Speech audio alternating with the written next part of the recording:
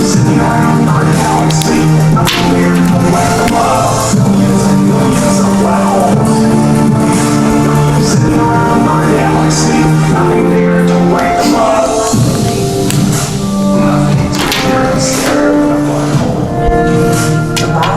between the lenses and that place beyond the picture size.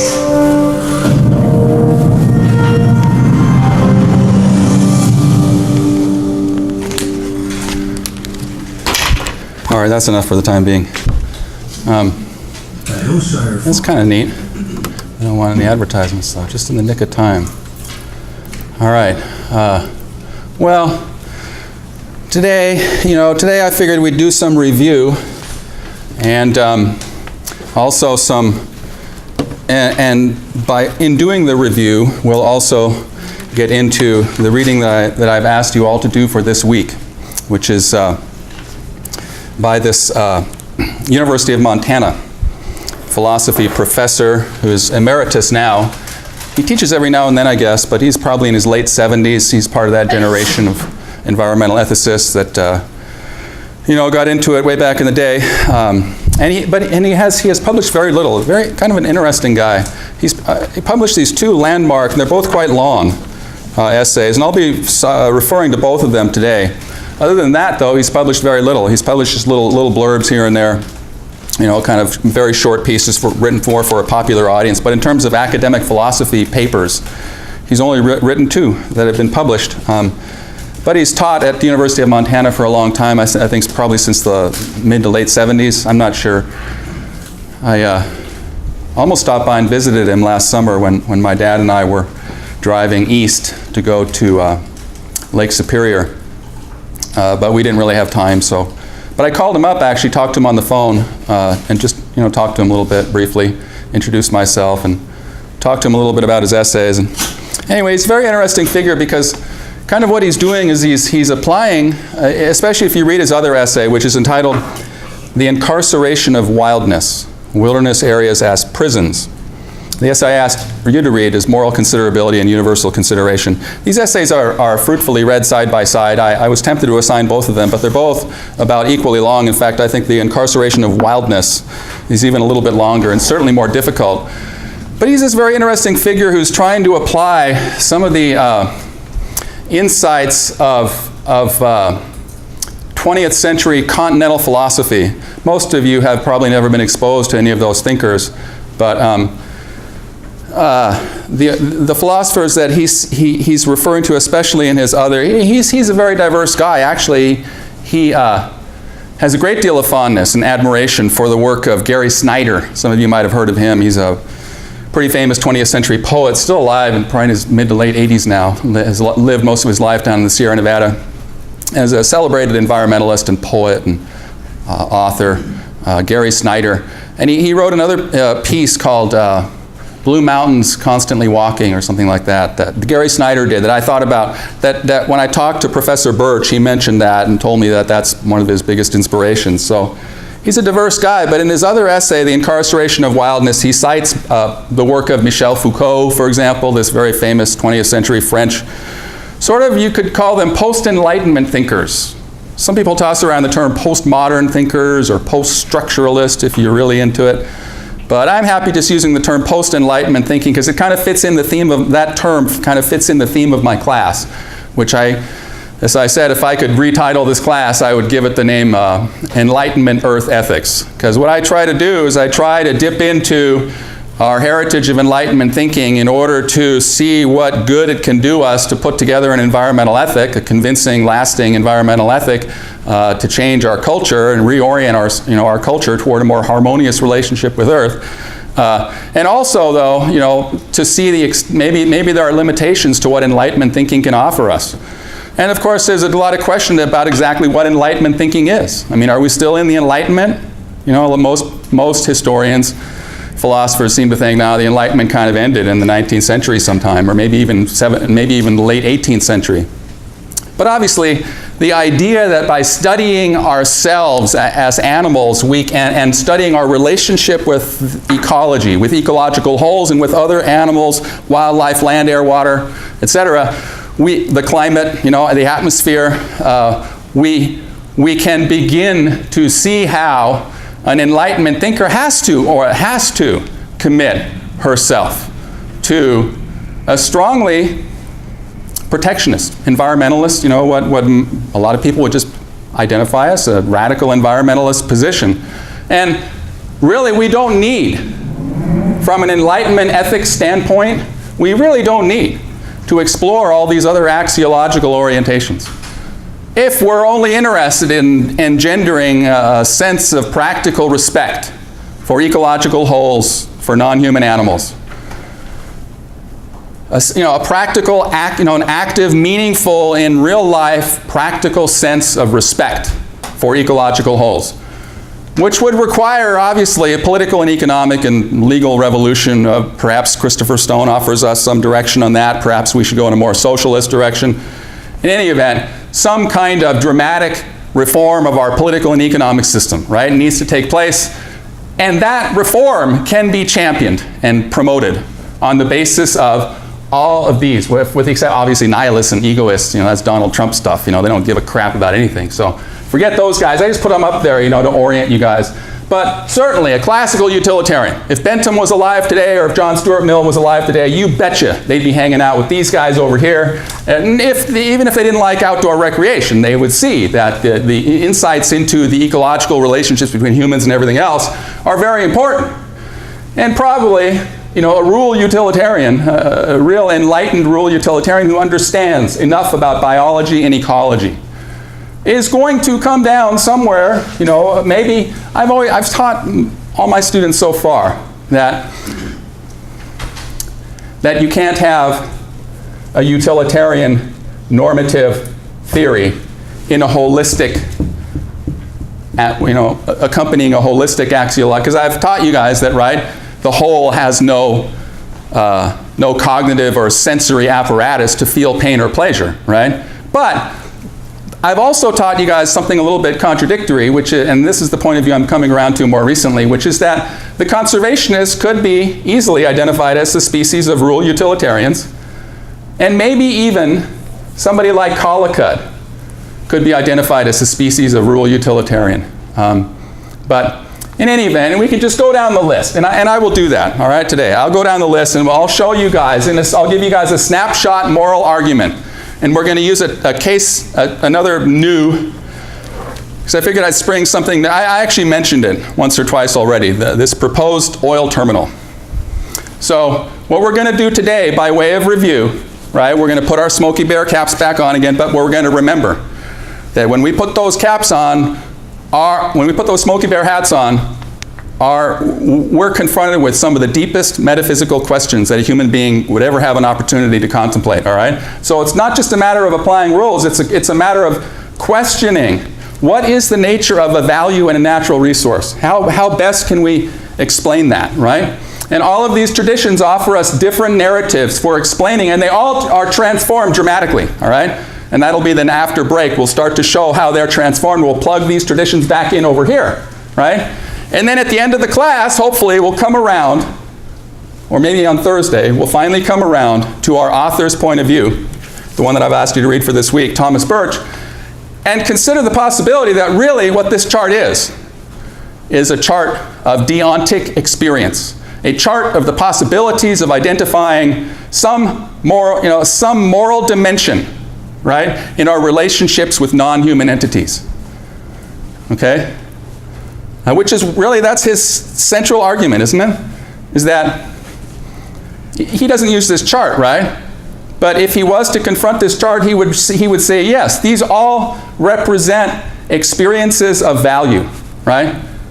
Right? People do have experiences of intrinsic value, that the neo-Kantians, that Rolston, right? The notion that a species has intrinsic value because it's been generated, it's been autopoietically organizing itself and organizing its way, its telic route through the environment, right? That's an experience of value, right?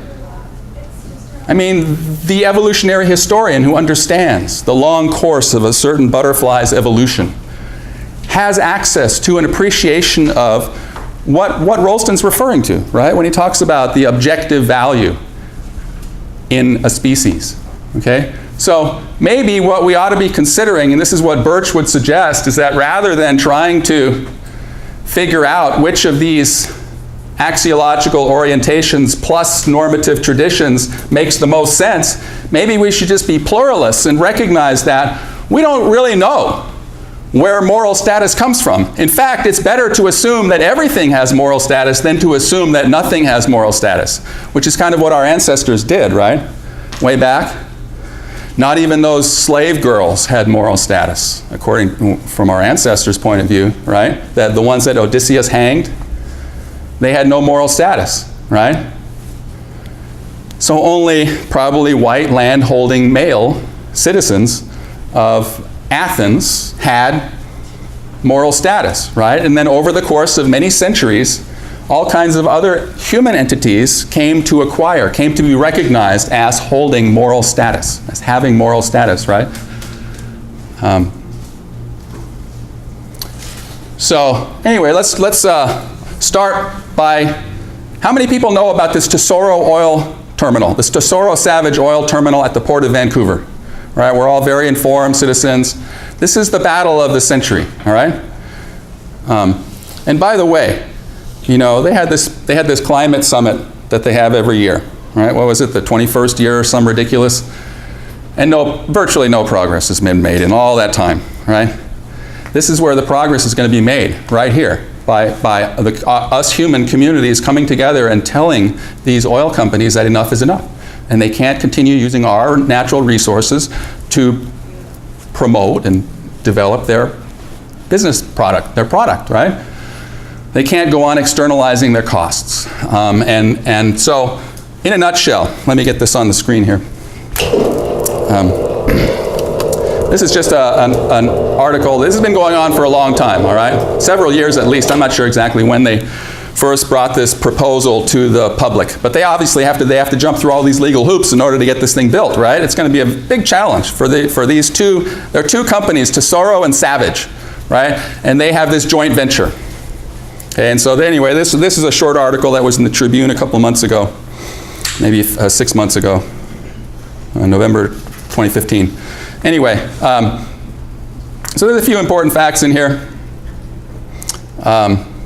The plan is to send oil by rail, okay, all the way from the Bakken oil fields, the shale, you know, they're fracking, big time. Fracking is a region of the country that has a lot of shale and oil and gas deposits, you know, in these bubbles that are big enough that if you drill sideways and suck them all out at the same time, you get a lot of volume of oil. But they need to get that oil to market, right? So they need to get it to refineries. And you'll recall the battle over the Keystone XL pipeline, right? That finally, it was on the table for President Obama and his administration to deal with from the day one of President Obama's administration. And he kept putting it off. Remember, he kept putting it off. And then finally, about a year ago, the Obama administration said, nope, we're not going to approve this Keystone XL pipeline. Meanwhile, the whole time, the giant transnational energy companies that are drooling over the mineral deposits underneath the American people's soil meanwhile they've been planning, okay, we might get rejected on the Keystone XL. So anyway, this oil terminal is slated to handle 42% of the volume, okay? 360,000 barrels of crude oil per day. That's about 42% of the oil volume proposed for the Keystone XL pipeline, recently rejected by President Obama. All right? So as proposed, this project is a joint venture by Tesoro and Savage, and they want to build this big oil terminal. And so what they'll do is they'll send the oil by rail.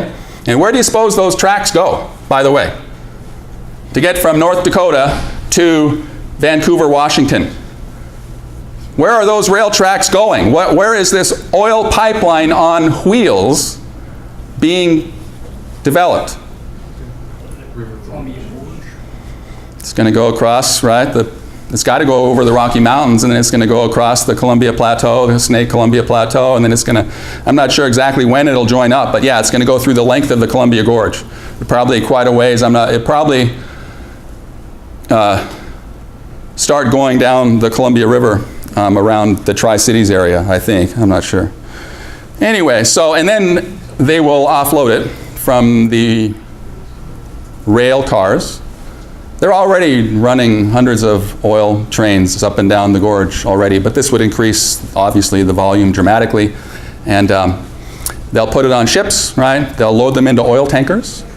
And I believe it's about another 90 miles or so down to the Pacific Ocean, and then they have to get over the Columbia Bar, which is notoriously dangerous and treacherous. You know, those guys, those bar pilots make six figures easily, you know, and those guys deserve every penny because they know how to get over the, right? People didn't even know the Columbia River was there. It wasn't even quote, discovered by Europeans until 1790. It was actually named after the ship that Captain Robert Gray. And the reason they couldn't see the mouth of the Columbia was because there were these giant breakers, right? Because there's this big giant bar of sand and all that stuff, you know, that gets washed out of the Columbia. Anyway, they couldn't even see the mouth of the Columbia as they sailed past. Hundreds of ships sailed up and down the coast, and nobody ever, until 1790. And the Columbia Redidiva was the name of the ship, and they named the river after the ship. Very strange. But anyway, where was I? So guess what? Environmentalists have been talking about removing those lower snake dams. And actually, if they're moving by rail, you know, the big scary thing would, of course, if they want to start moving their product by barge.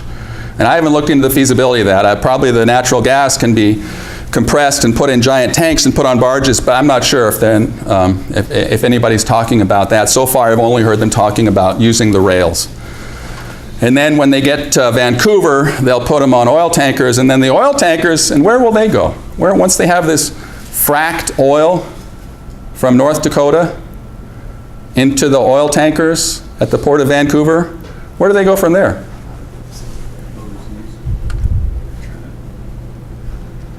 Well, okay, this is November of 2015.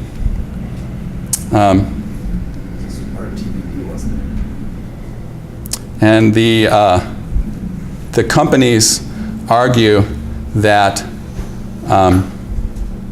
okay, here it is. Tesoro and Savage insist that the oil will not be exported, but sent to refineries on the West Coast. Since there are no oil refineries in Oregon, the oil would be transported to Washington or California, right? Just sent down to Richmond, California. They got some really, really filthy refineries down there, and all the people are sick from it.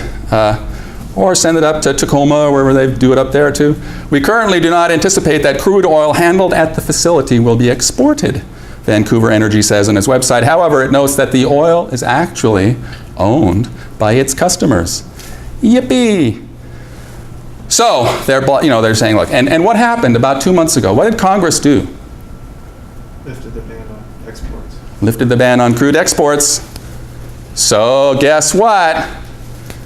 They want to use our navigation system, our public infrastructure, to get their product out of North Dakota and sold on the open market in India and China. And now they can do that because Congress lifted the ban, which was obviously any enlightened country is going to prohibit private transnational companies from coming in and stealing its resources and then selling them, right? I mean, that's just, but we don't have anything close to an enlightenment government, sadly enough. And that's what all these damn environmental problems come down to ultimately, don't they? And that's what all you guys want to keep talking about, and we can. But there's just so much rot and corruption in our government at every level that the enlightened course of action is drowned out in a chorus of corporate media propaganda, right?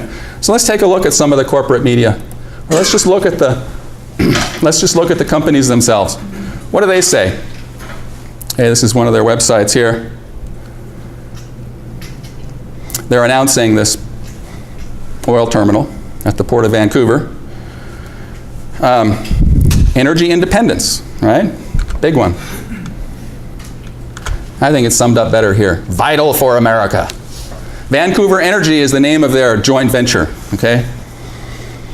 Good for Southwest Washington, good for the environment, right? Hey, right? Isn't it? Okay. Energy independence, jobs, economy, environment. Okay? The proposed Vancouver Energy Terminal will serve a basic and important function, the safe transfer of North American crude oil from rail to ship. Tesoro and Savage formed a joint venture to build and operate the Vancouver Energy Terminal, which will accept and ship crude oil that originates in the mid-continent of North America. Blah, blah, blah, blah, blah. Okay. And then, of course, they have a big deal. They make a big deal about, this is one of those dinosaur zombie ideas, right? Energy independence. And of course, again, if we had an enlightened government, then that would be a key part of our energy independence. Not exporting our stuff, right? But no, they're not interested in that. They only say that long enough to sneak this through, right? Jobs, of course, they're the job creators. All the familiar zombie concepts that we've been stooping and bowing to for the last 30 or 40 years. We need to venerate, worship the economy. And guess what? Given a friendly little trot down the serpent windings of utilitarianism, it's not hard to see that, well, yeah, they are helping to protect the environment, right? They are. Because they are now going to safely transport millions and millions of barrels of the stuff that our economy needs, right? In a way that we can regulate and manage, because we have a first world infrastructure, right? We have government, we have regulatory agencies that are going to, and so we're going to do it much cleaner. So we're going to replace this volume of oil, for example, that otherwise might be coming from Brazil or some other country that doesn't have our nice standards, right? And so by replacing the dirty oil, hint, hint, wink, wink, wink, wink, right? Because we know that the Bakken fracked oil is among the dirtiest oil in the world. But they say they're going to get it to market clean, right? Cleanly, without any. Of course, these oil trains have been called oil bomb trains, right? Every year there are 2 or 3 catastrophic accidents. And anyway, but, right? You see how this works? So I want to try to construct, first of all, maybe not first of all, but let's keep our eye on how do these things happen, right? I mean, everything you guys have learned, right? Most of what you've learned, you do not have very many conceptual resources. And I've tried to provide them with you. I've acted in good faith to try to reconstruct what you might call the, USA approach to natural resource management, right? This wildly extractive, just, technological termites gone completely amok, right? I've tried to reconstruct some kind of argument to defend, for example, a project like this. We know, right? Geologists and climate science, all the earth sciences have accumulated a great deal of knowledge now that we didn't have before. And we know, and I challenge anyone, please, challenge me if you think I'm wrong, okay? Factual stuff is not my strong suit, but I do enough of it. I study it enough to, obviously, as studying environmental ethics, you have to know about facts too. But I'm not always right on my facts, so correct me if I'm wrong. But as I understand it, there are 5 times more fossil fuel deposits in the earth that have already been identified and put on the books of the various giant corporations and some countries like Venezuela and other oil-producing states have on the books, right? We've already identified 5 times more than climate scientists have verifiably shown us, right? Our guys, right? Our guys are Enlightenment scientists, right? The ones that we're supposed to listen to here in the academy, right? We have to. Their work is peer-reviewed, okay? And they're telling us that if we burn any more than 20% of what the companies in oil-producing countries have identified and already put on their books, right, as shareholder value. If we burn more than 20%, then we're going to clog the atmosphere. It's like, think of it as an hourglass, right, only it's an upside-down hourglass, right? And the particles are moving up through the hourglass, right?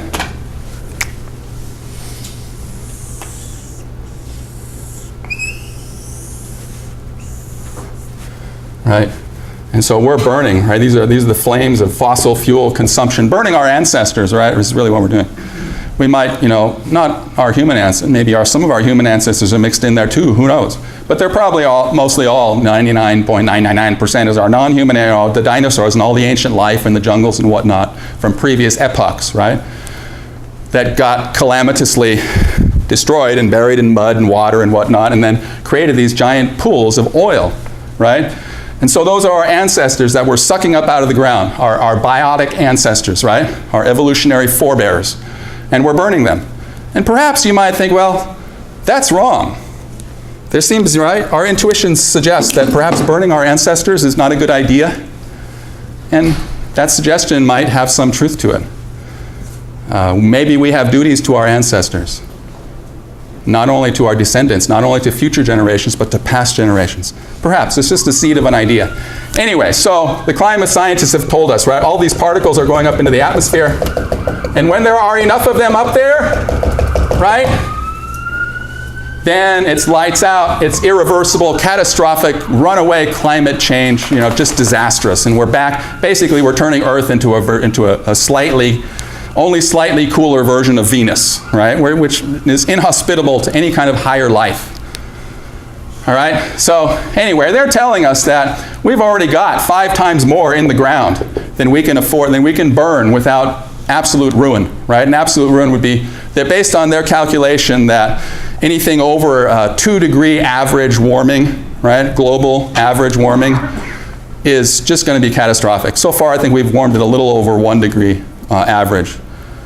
Maybe 1.5 now, and that's already catastrophic. So, anyway, and so so the enlightened point of view, right? An enlightened thinker, an enlightened scientist, or resource manager, or policy analyst, or politician would look at this and say, well, any kind of infrastructure that encourages the consumption of fossil fuels, the extraction and consumption of fossil fuels, is kind of out of bounds to begin with, right? It's prima facie wrong, and you'd have to have extremely powerful reasons related to vital human needs in order to justify it, right?